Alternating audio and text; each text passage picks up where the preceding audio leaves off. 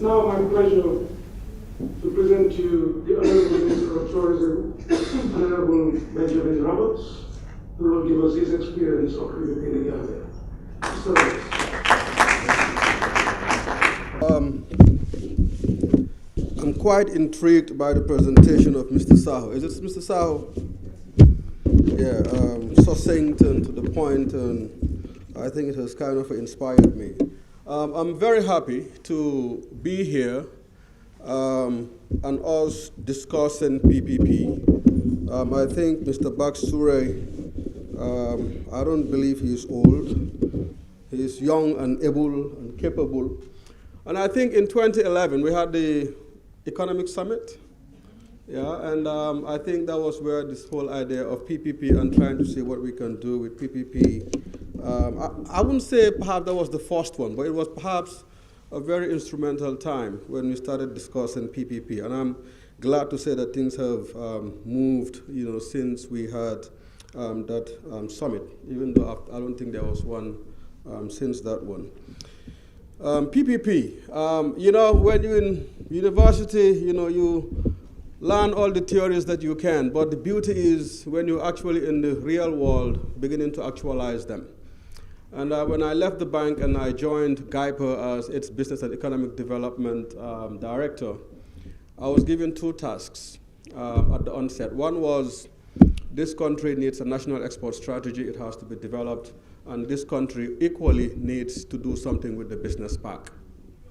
We have spent over $750,000 US dollars trying to attract an investor to develop the business park, and nothing has happened. So I told the board, well, I think we need to look at public-private partnership. That's the only way to make this thing happen. And they told me, okay, fine. Convince us that that is the case. And I'm glad to say that that conviction ended up in PPIAF coming, the World Bank, and that was where this whole issue of the guidelines and everything being developed. But I'm glad that progress has been made. Now, my presentation, if they would ever get it up, decided to do a couple of things. One, to just give a brief overview of PPP. I'm not going to go into definitions because those things have already been highlighted.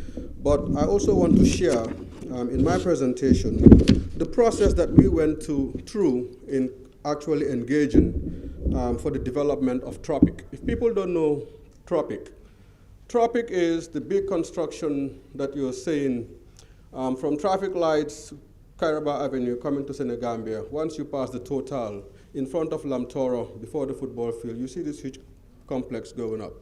That is what Tropic is. It started as GT Board's aspiration to build a head office.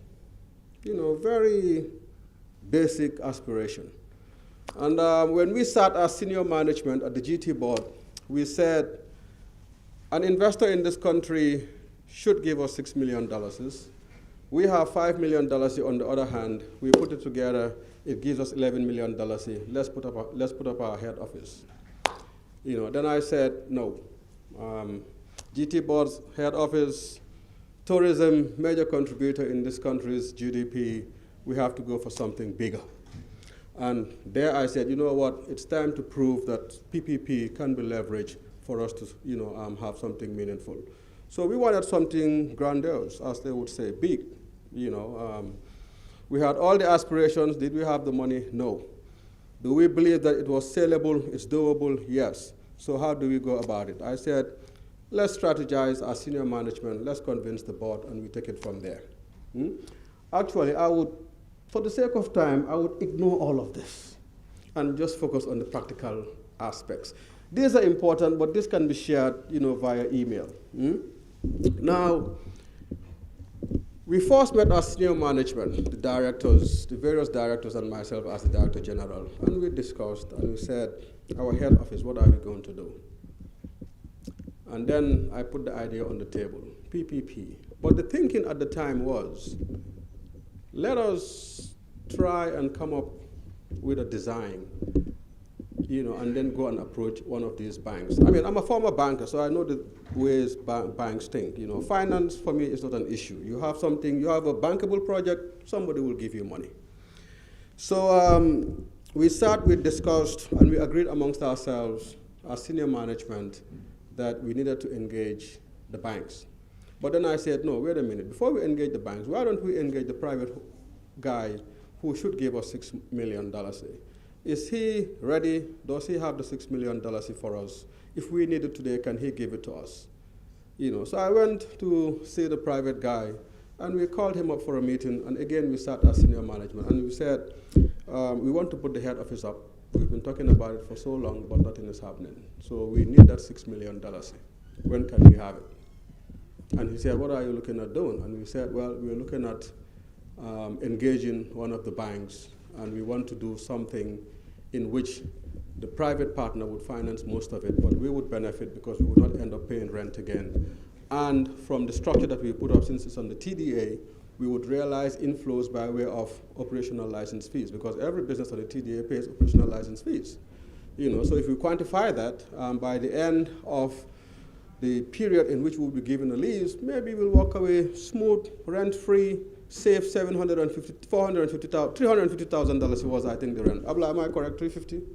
We'll save that every year over the next 30 years, and then we'll make from operational license fees about $1 point something million. And he said, which area are you thinking? I told him, okay, let's go. So we went and I showed him the area. And he said, I might be interested. I said, you might be interested. He said, yes. So, it was fun. So we now decided to actually scale it up. So we went again, we sat as senior management, we discussed on certain modalities, and we agreed. So the next step was, before we waste his time and waste our time, the next hurdle to cross was the board of directors. So we did a justification paper to the board of directors and said, we want to do this project. At this particular point in time, and I have some documents in that flash, I would want you to perhaps ignore the presentation, but let's, maybe we should show the last page, the second to last page of the presentation, just to show you the steps that we went through to actually to actualize on this. So we did a justification paper to the board outlining everything. And I have a tough board. If anybody knows the late Charno, you would know that I have a tough board. So we actually had to, the person that was interested, we had requested from him to give us a cash flow analysis in terms of this whole project. We were trying to ascertain feasibility. We were just doing a feasibility. Is this sustainable? Is this thing doable? Is it practical? Will it end up hurting the investor to our benefit, or would we mutually benefit? So he did it. He gave it to me. I looked at it, and I had questions. So I engaged with the board, and I was asked to rerun everything that he has given to us, but we look at it from a cost-benefit perspective.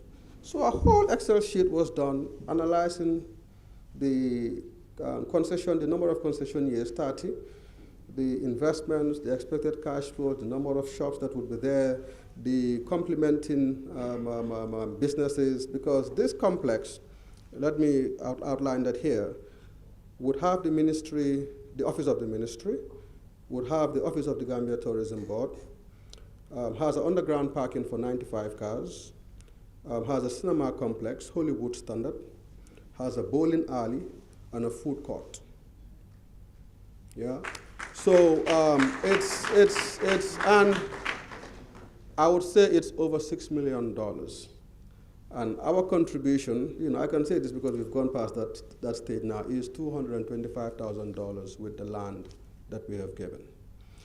And I like the proposal that the point that was made by Mr. Saho, that PPPs are not set in stone. The contracts, there should be flexibility where you can revisit the contract if need be. And this deal was sealed before the issue of the parking lot came into being. Because what happened was we had agreed on just the structures, but we did not think about parking. And if you see what obtains at the village, you would know that parking would be an important component. We decided to go back to the drawing board. Why? Because we don't want Gambians to say, Fufu Sofa de Bepul and parking the Fanahari. So we had to go to the drawing board. And the thing was, this had to be taken to the highest level, and that was HE for approval, and it has been sealed. So this issue was like, no, the board was like, we're not going to touch it. But God works in, magical ways. So what happened was, At the time that we had signed and construction was to begin, construction was to begin in December of 2014. So what happened was we decided to stall it a little bit, and then I was appointed minister, I think September.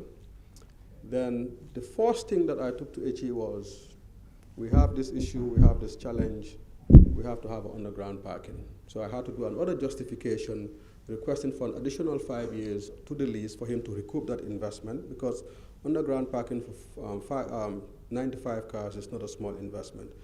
And it was approved and construction started on the, in January of 2015. So we just went past the 1 year. But the point here is, we did not have the money. And there was no way that $11 million would have given us what we are looking at today. And we wanted to make a statement in terms of the relevance of tourism to the country. So we had to go through various processes, conceptualization. That was when we had the tete-a-tetes internally. We had to have a partnership engagement from a funding and technical perspective. Then we had an in-principle notification to the board, went to the board, and it was a back and forth with the board until the board said, yes, we think we can support this. Then we engaged. The ministry has been engaged behind the scenes. I remember the first time we discussed this was in July of 2013. I was with my predecessor and then boss, Minister Honorable Fatou Mas in Nigeria.